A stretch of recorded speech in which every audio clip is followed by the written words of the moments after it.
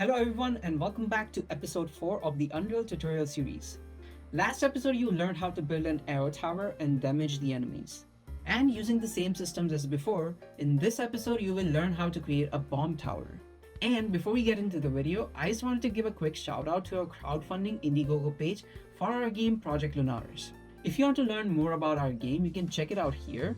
And if you like turn-based RPGs, you can support us with the link down in the description below. So please check it out and share it with your friends. Alright, now we'll just jump straight into the tutorial. Okay, so now we are going to create our second type of tower, the bomb tower. So to create that, we are going to start by creating the bomb itself. So inside of your tower projectiles folder, let's create a new actor and call it BP bomb. Let's open it, and inside of it we are going to add its properties. The first one is a sphere. So we want to add a sphere collision. That will be the collision of our bomb. And then we want a flip book,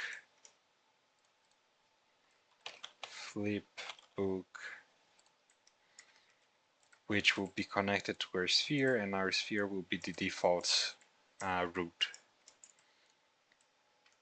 And the last thing we need is projectile movement, which will be used to make the actual bomb movement, since it's not just a straight movement like our arrows.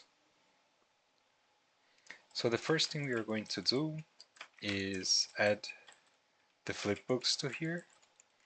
So to get our bomb, we are going to go to Assets, Sprites, and since we have not imported it yet, we are going to go to our bomb arrows inside of our Medieval Conquest Sprites bomb arrow, and we are going to pull bombs D and bombs N. And then we are also going to go to the VFX and get the bomb explosion sprite sheet. As always, we are going to be getting all of them and be setting the paper 2D texture settings. And then inside of our normals, we are going to search for, and inside of the normals, we are going to search for filter and set it to nearest, as always. So now that we have these, we are going to extract our sprites. So on the bombs, you can just come here, set it to grid, and then just divide the width by 3. And you have all the 3 bombs. And on the bomb explosion, we are going to extract the sprites, set it to grid, and divide it by 1, 2, 3, 4, 5, 6, 7, 8, 9, 10. So we are going to divide this by 10, so just remove the 0, and we have all of them. Then we want to create a flipbook with these sprites. Here I'm going to call it BP or F flipbook FB underscore bomb explosion. And I'm also going to create a flipbook out of this bomb, which I will call FB bomb. The reason why I'm creating a flipbook is so that I can use it inside of my bomb here.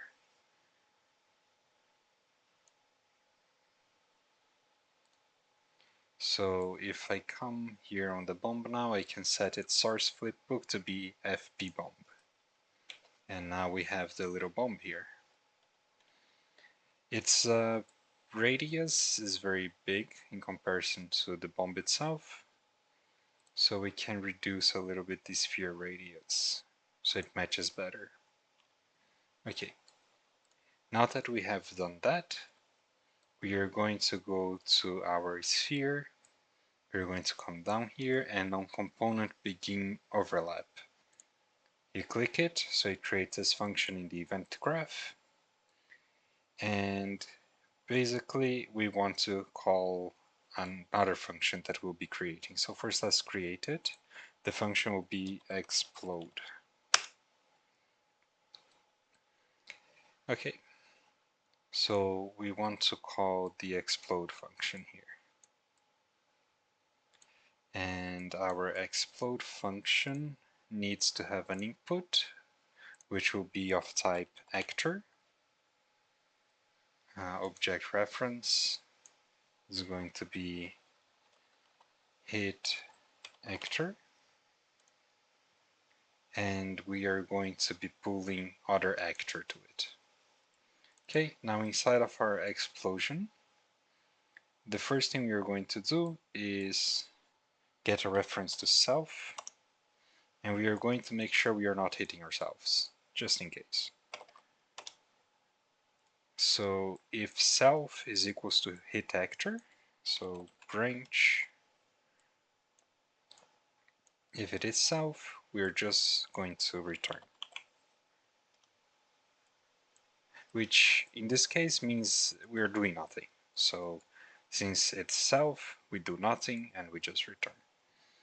If it's not self, we are going to check other things. So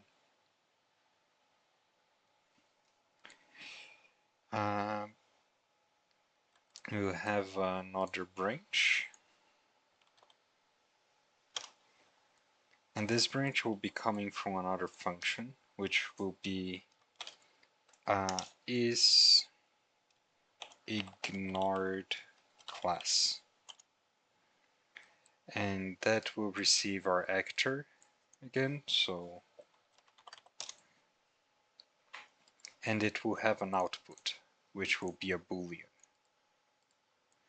And this function will be pure. It's not going to need an execution pin, and we are going to just pull it from here based on our hit actor.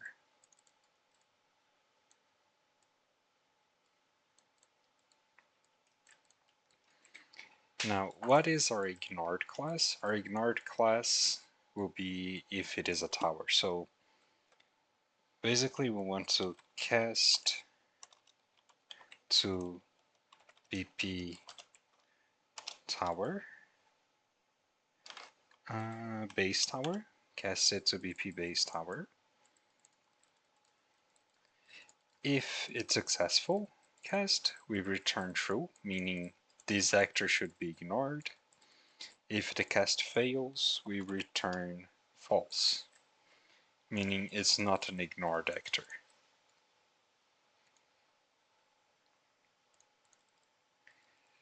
So, if it is an ignored actor, again we return, because we don't want to do anything with it. If it is not an ignored actor, we are going to apply radial damage with fallout. So to apply our radial damage, we'll be needing a few variables. The first one is of course our damage, which will be a float type, and we will need a radius, which will also be a float. So we are going to set it as our damage, base and minimum damage as damage. We don't actually want the fallout, but sometimes just apply radial damage doesn't work as properly, so we are going to set the inner and outer radius to be the same as well. Our origin is going to be our get actor location. Damage fallout is 0. Damage type there is no damage type, so we will be fine. No ignored actors. Damage causer is self, and that's all we need to set. So after we apply it, we want to set our flip book. So let's pull the paper flip book, and then we set flip book, and we want to set it to our explosion. So our FB bomb explosion. Then we want to set its looping to false. Set looping to false. The idea here being that we don't want the explosion to keep looping. So we just want it to happen once, and then after it's finished, we are going to do something else with it. And then we want to bind unfinished plane. So we want to bind an event to it, and we want to create a new event, which will be create event, and this event will be our destroy function that we'll be creating. Destroy. Here we want to call destroy whenever this event is over. And after that, there's one more thing we want to do, which is to deactivate this guy. So just deactivate. So our bomb stops moving. We don't want our explosion to be moving the screen after it starts. And now for our destroy function, it will just call destroy actor, and we'll just destroy this guy after it's over. Okay, and now we need to create a new object channel for our bomb. So we are going to go to our project settings, search for object channel. Yeah, and then we are here. We are going to create a new object channel, and we are going to call it bomb, and by default it will overlap. Accept. Now that we have our bomb set to overlap, we are going to come here to our bomb. On the sphere, we are going to change its object type in the collision presets. So set it to custom, and we are going to say it's not a word dynamic, it's a bomb. And in our level, select the landscape, search for collision, and set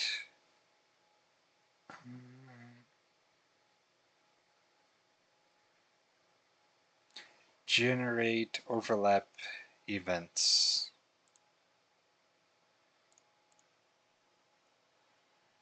That way, we will actually be able to hit the ground with our bombs. Okay, now that we have our bombs, we want to create our bomb towers. So that's what we are going to be doing now. So go to your BP base tower, create a child blueprint class, and let's call it BP bomb tower. So inside of our BP bomb tower, we're going to change the sprite to be a new one. So you can choose here the sprite. I'm going to be taking this one as our bomb tower sprite.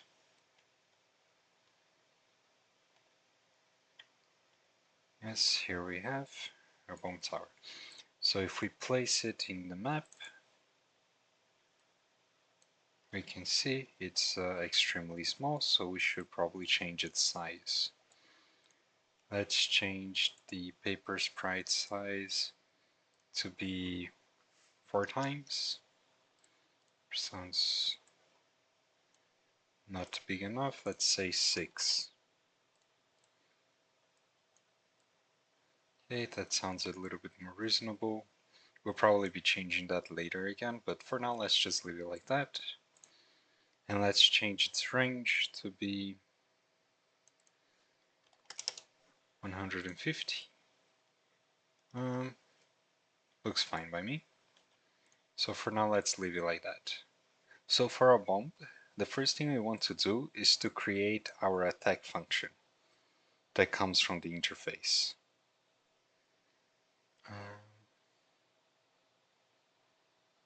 So here, interfaces, we have attack. So if we double click, we can see here the attack function.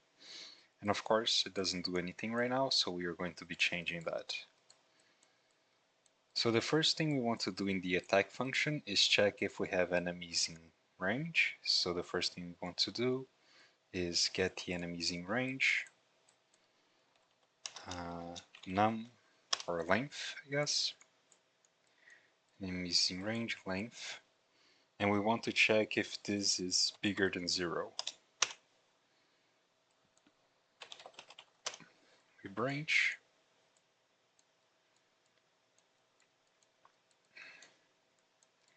So if it's bigger than 0, we are going to do something. If it's not bigger than 0, we are going to return false. So we are not attacking anything because there's nothing to attack. So if it is bigger than 0, we are going to spawn an actor. Spawn actor from class. The class will be our projectile class.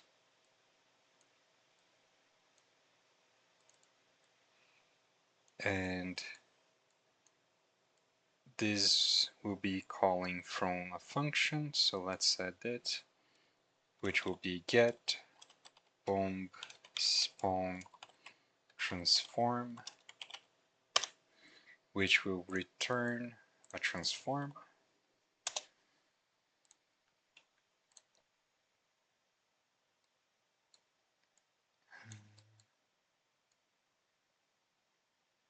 Okay. And then from here we are going to call it, well, let's make this function pure, so we don't need an execution pin because it really doesn't need.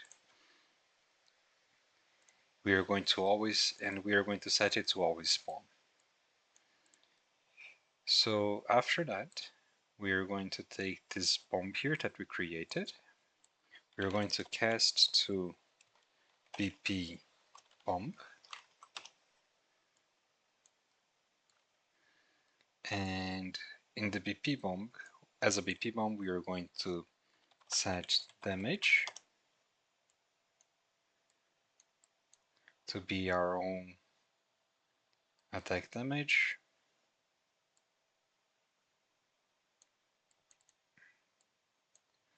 Then we are going to set radius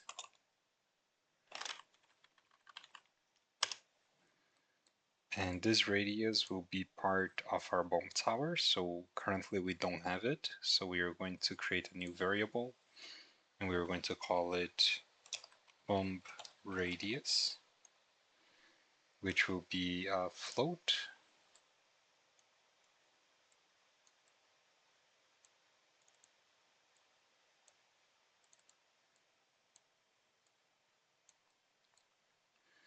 And the last thing we are going to do is get our projectile movement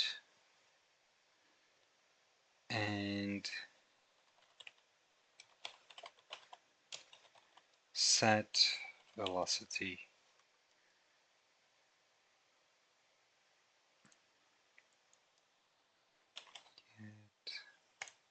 Okay, so here let's create a small function to it, and this function will be called get projectile movement, And what this function is going to do, it's a pure function, and it's going to return our projectile movement component. So it just returns this. That's all it does. Okay, perfect. So now we are going to get projectile movement, which didn't actually call the function, so great. It didn't want to show me before, but now it wants. Well, that's beside the point. In this projectile movement, we are going to set velocity. Now, the velocity itself is going to necessitate some math. So let's start with that. So first, we want to get our enemies in range. We want to get our first enemy, so our current target. We are going to get his location, actor location, and we are going to be setting this minus our current location. So get actor location, but not ours per se, the bomb one. So we are going to be doing it based on the bomb's location. So our target minus the bomb location, that will give us the direction that we need to be moving to. So this here, we are going to be dividing um, by a float. So change it to float here, you can see. To open that, you just right click it, and then you can change it to another type of thing. And our float here will be 1.0475, and then this vector we are going to be making another one. So from here, let's pull make vector, and from this outside here, we are going to split. Our x and y will be the same, but our z is going to be 490. So this is the velocity we'll be setting. This is to give about 1 second of flying time before the bomb actually falls into the ground. And then we are going to return. And we are going to return success because we did in fact create an attack. Okay, now our get transform needs to be made. For now, I'm only going to be making it as our get actor location. And what I will be making is splitting, returning the location. The rotation will be 0 and the scale will be 1. That should allow our bombs to just go flying around. So let's see if that's all working, but before we do that, we do need to set our projectile class to be our BP bomb. Our bomb radius should be, let's say 100. Our attack cooldown, let's say 1. Cost doesn't really matter right now, and our attack damage is going to be 3.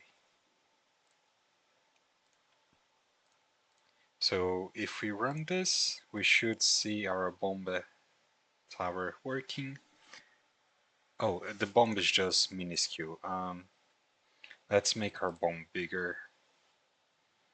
I could see it there, but it was very, very difficult, so let's just scale it 5 times and try again. Okay, our bomb is working, but you can see its rotation is not good. So let's change its rotation. And your paper flip book, we want to rotate 90 degrees. That should allow us to see the bombs. Yeah, perfect.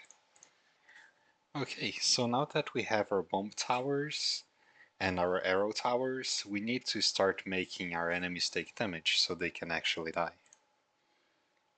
So on our BP enemy, go to the event graph and search for on take any damage, and we want to bind an event. And we are going to be doing that on our begin play. So on event begin play, we are going to be tagging an event to on take any damage, and that event we are just going to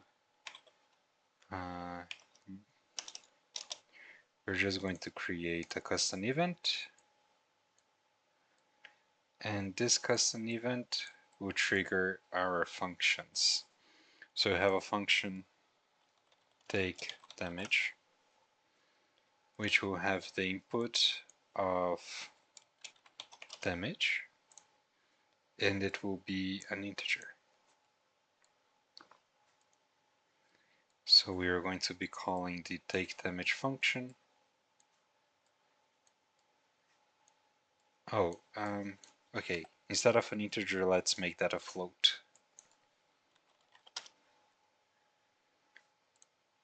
Oops, damage and float. That way we can just connect it without any typecasting. And inside of our damage function, we are going to get our HP, subtract from our damage, and then we are going to be setting our HP. And then from it, we are going to check if it's smaller or equal to 0. If it is, we are going to call our destruction function. Now, our enemies need to give us money, so we need an actual function to destroy it. So let's call it die. And what die will do is that it will give the player the money drop. And then we are going to get player controller. But we will need an actual player controller that we have not created yet. This player controller will actually be used later, so for now let's just create it, a player controller, and let's call it BP player controller. And for now, let's just give it a variable, and this variable will be the money. We are going to be adding more things later, but for now, just an integer money variable. So we are going to cast to BP player controller, and from here we are going to get money. Well, actually, let's make our money. Let's not be actually dealing with the money, and let's just create a function to receive money. Receive money. It's better practice than to be changing its own variables outside of it. And this function will receive an integer amount, and we are going to be doing get plus amount, and we'll be setting it to it. And in here we are going to receive money and give it the money drop. After we finish that, we are going to destroy. If our cast fail, we just want to destroy. So if for any reason the player controller is incorrect, we would want to just destroy the actor. Now, for this player controller to actually be used, we need to open game mode, BP Medieval Conquest, and here in player controller class, we want to change to BP player controller. Compile and save. And on our enemy, whenever they take damage, if they have less health than 0, they would just die. So in the take damage function. And then on your event graph, you're calling it on your custom event. So now, if we run it, before we run it, we need to actually give the goblin some sort of health. So let's come to the goblin, take his HP, and let's set it to 5.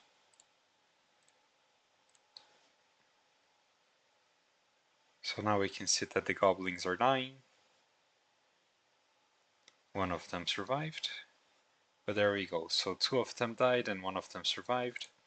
If you want to see if the money is actually being given to the player, we can just print string and just say hello. That's absolutely fine. That will be more than enough to describe it.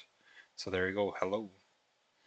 Twice. So we know that the goblins were taking the damage and dying and giving the money to the player. That's it for the enemies receiving damage and dying. Well, that's it for today, folks. I hope you had fun creating the bomb tower. And in the next episode, you will learn how to create a system for the tower placements. And once again, please check out the Indiegogo campaign page for our game Project Lunaris. We would really appreciate all your support. And if you enjoyed the video, don't forget to hit the like and the subscribe button. And if you have any questions, do let us know in the comments below. Follow us on social media and join our Discord. You can find all the links in the description below.